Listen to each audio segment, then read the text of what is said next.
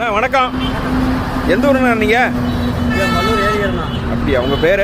சிவகுமார். வண்டி என்ன மாடலு? 85ண்ணா. அப்படியா?